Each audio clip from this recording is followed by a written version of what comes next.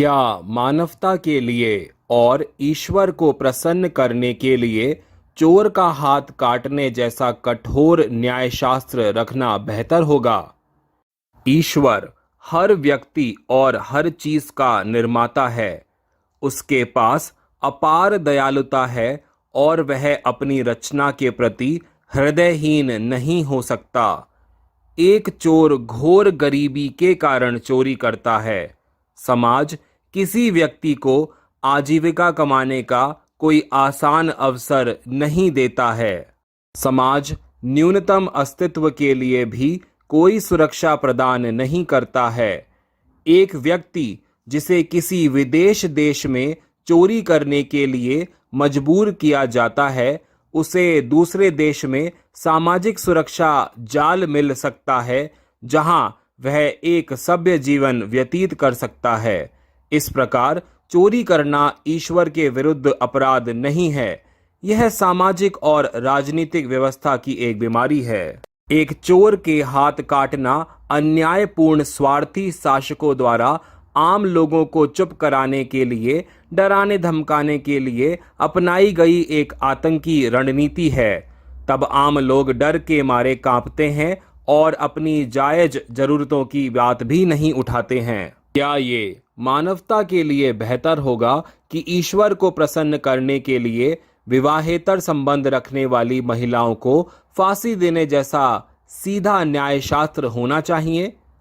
सभी पुरुषों और महिलाओं को जीवन से प्राकृतिक आनंद प्राप्त करने का अधिकार है।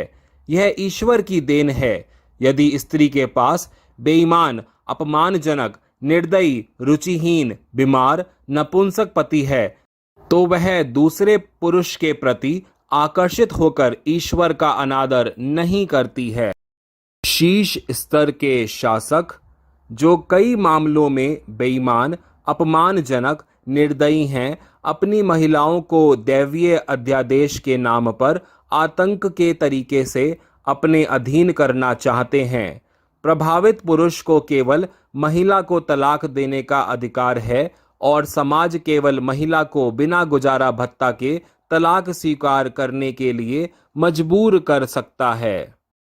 कोई अन्य सजा ईश्वर के खिलाफ अपराध है। हालांकि एक दूसरे के प्रति वफादारी आदमी और उसकी पत्नी के बीच एक स्थायी आनंद सुनिश्चित करती है और बच्चों की अच्छी परवरिश की गारंटी देती है और ईश्वर को प्रसन्न करती है।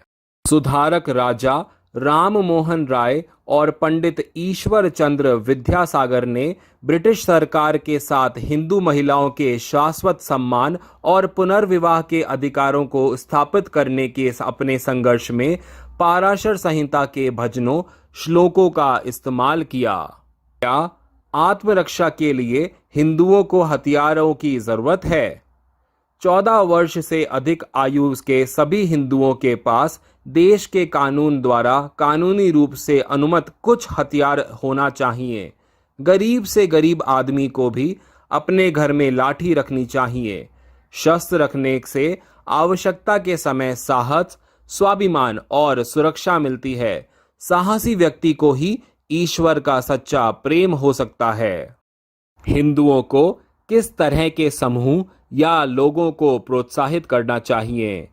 लोगों का समूह हिंदू के स्वाभिमान, शक्ति, सुरक्षा और वित्तीय कल्याण को सुनिश्चित करता है और हिंदू हितों के प्रति उदासीन रहने वालों का विरोध किया जाना चाहिए। अपने धर्म या देवता का अपमान होने पर किसी को कैसा व्यवहार करना चाहिए?